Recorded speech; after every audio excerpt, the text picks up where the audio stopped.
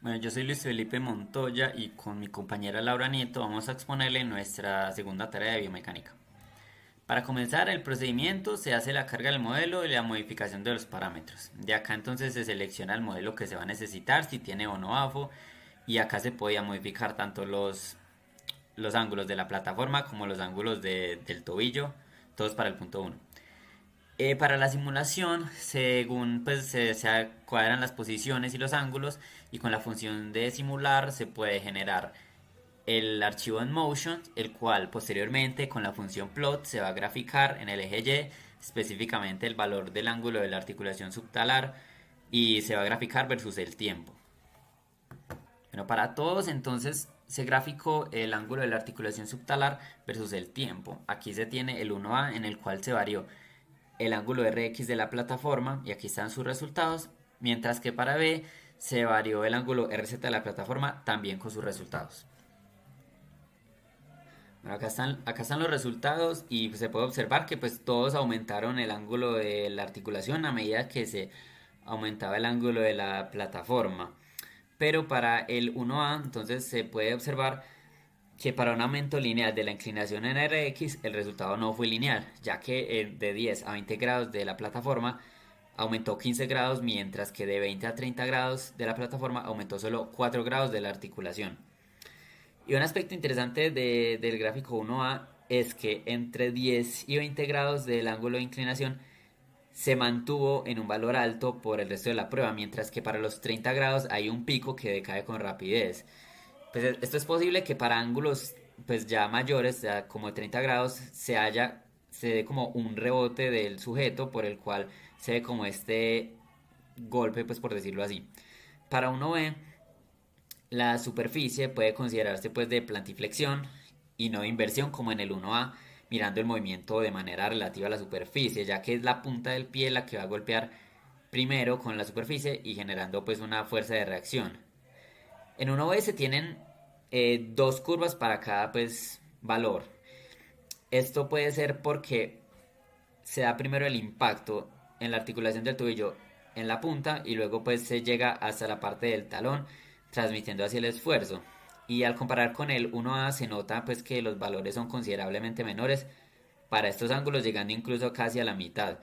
Esto pues puede justificarse con esos picos, ya que son dos instantes en donde se genera un impacto con la superficie y esto transmite esfuerzo.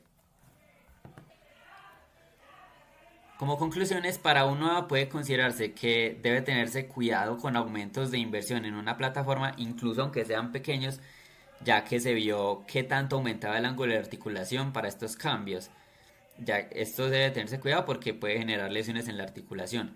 Y también deben considerarse pues los efectos que se produzcan en la articulación si tenemos esfuerzos prolongados en comparación a esfuerzos más rápidos pero con mayor intensidad.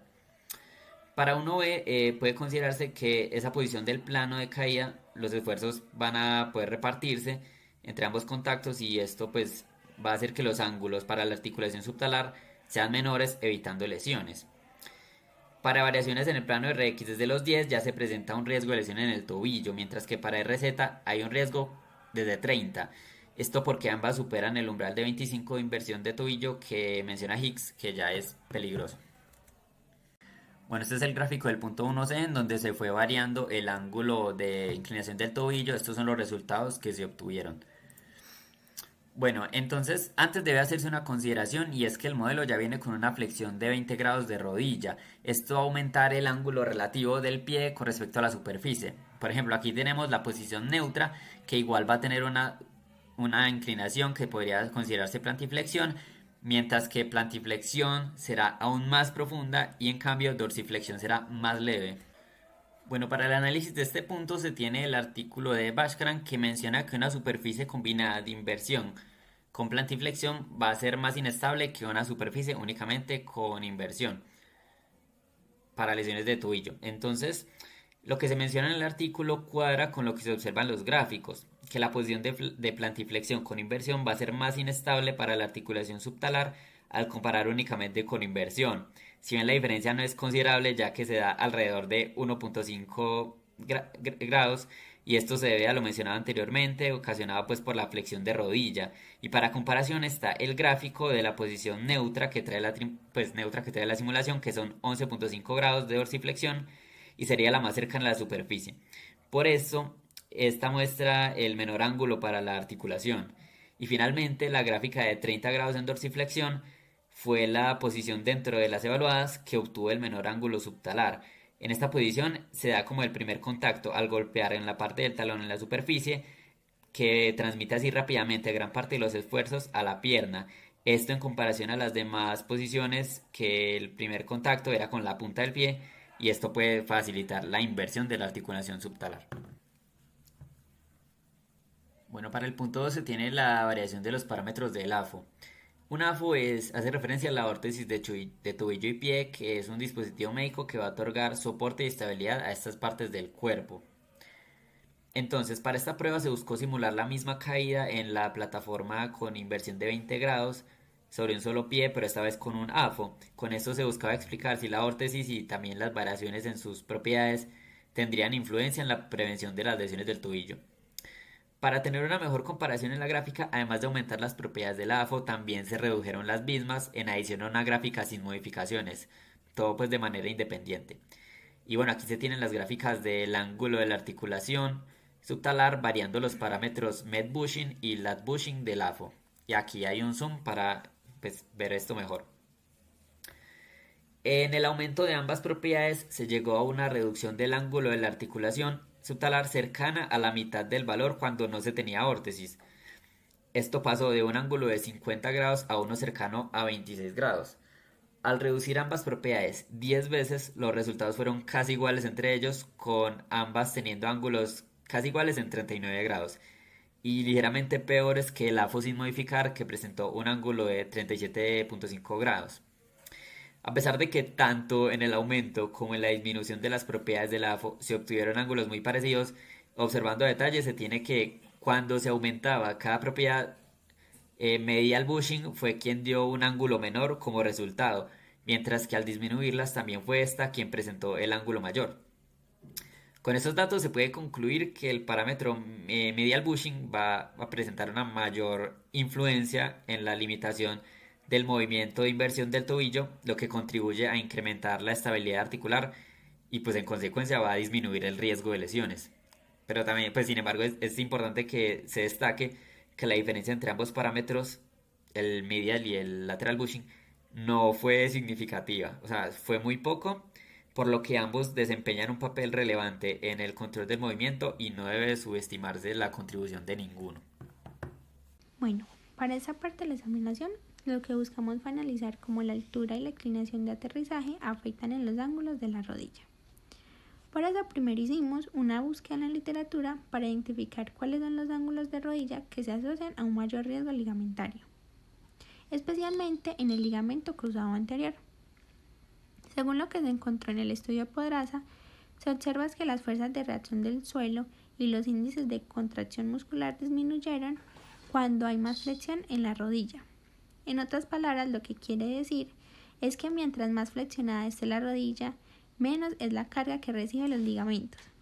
Por eso, entre 0 y 25 grados de flexión, la fuerza que actúa sobre la rodilla son mucho mayores, lo que aumenta tensiones sobre la tibia y por lo tanto un mayor riesgo en una lesión ligamentaria.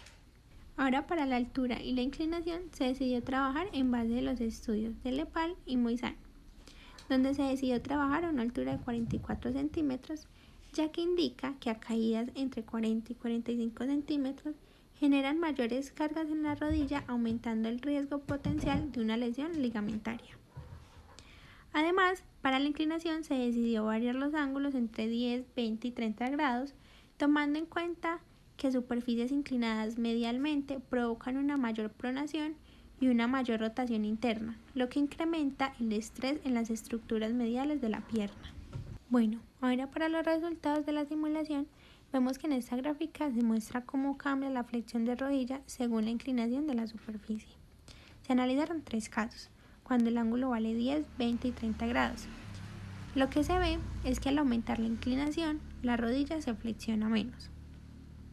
Por ejemplo, a 10 grados, la flexión fue de 19 grados, en 20 fue de 12 y en 30 fue de 10.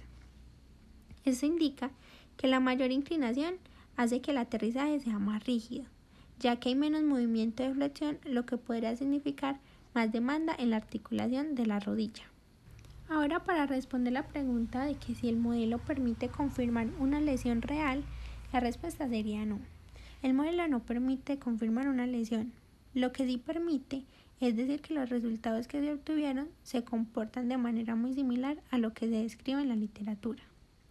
Por ejemplo, los ángulos de flexión fueron menores a 25 y ese está relacionado con un riesgo de lesión ligamentario, especialmente del ligamento cruzado anterior, por las fuerzas y las cargas que se generan en la tibia.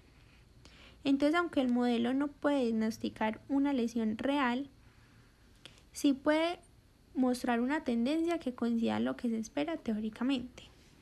Ahora, para la parte de la simulación de Fuchs sobre cargas aplicadas sobre una órtesis de tobillo y pie, primero se buscó un estudio de elementos finitos aplicados en la órtesis, donde se encontró el trabajo de Márquez del 2014.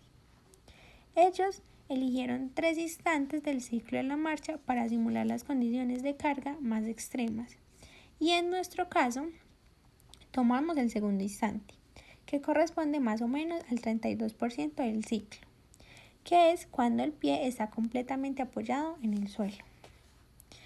En este momento las fuerzas de reacción del suelo tienen valores aproximadamente en X de menos 3 newtons, en Y de 5 newtons y en Z de 490 newtons. Esto muestra que la fuerza resultante es prácticamente vertical, con componentes horizontales muy pequeños. Además del estudio se seleccionaron 2 materiales, el polipropileno y el ABS, y se aplicaron en la órtesis. Aquí en la diapositiva se pueden ver los valores de los materiales. Bueno, ahora en los resultados de la simulación con el material de polipropileno, vemos que a la izquierda está distribuido el factor de seguridad, donde vemos que el mínimo es de 0.351 en la parte del talón. Eso significa que en esa área se concentran los mayores esfuerzos y que el material estaría por debajo de su límite seguro. Ahora en la imagen de la derecha vemos la distribución de esfuerzos de von Mises con un valor máximo del 86.34. También en la zona del talón y en las uniones. En el resto de la órtesis, los esfuerzos son considerablemente menores, lo que muestra que las tensiones se concentran solamente en esos puntos críticos. En conjunto, estos resultados nos indican que el polipropileno podría no ser un material adecuado en esa configuración, ya que presentan zonas de alto riesgo de falla. Bueno, ahora para los resultados obtenidos para el material de ABS, vemos que a la izquierda se muestra también la distribución del factor de seguridad, donde el mínimo es de 0.233, también en la zona del talón. Esto indica que al igual que en el polipropileno, el talón es la región más crítica y donde se concentran los mayores esfuerzos. El valor es incluso más bajo que en el caso anterior, lo que significa que el ABS presenta un comportamiento menos resistente bajo las mismas condiciones de carga. Y en la distribución de von Mises vemos que el máximo es del 85.96, muy similar al polipropileno. Sin embargo, al tener un factor de seguridad menor, podemos decir que el ABS estaría más cerca a su límite de falla. En general, los resultados muestran que el ABS tampoco es un material adecuado para soportar cargas aplicadas en esta órtesis, especialmente en la zona del talón. Ahora, para responder la pregunta en qué situaciones sería segura la órtesis según la literatura consultada, es que según el estudio de Márquez, una AFO más rígida puede ser más segura en condiciones de alta carga o necesidad de estabilidad, mientras que una que tenga mayor flexibilidad es útil solo cuando no compromete el control ni la protección articular. Por lo tanto, la elección del material es clave para garantizar seguridad y funcionamiento biomecánico óptimo. Eso sería todo. Estas son nuestras bibliografías y muchas gracias por ver el video.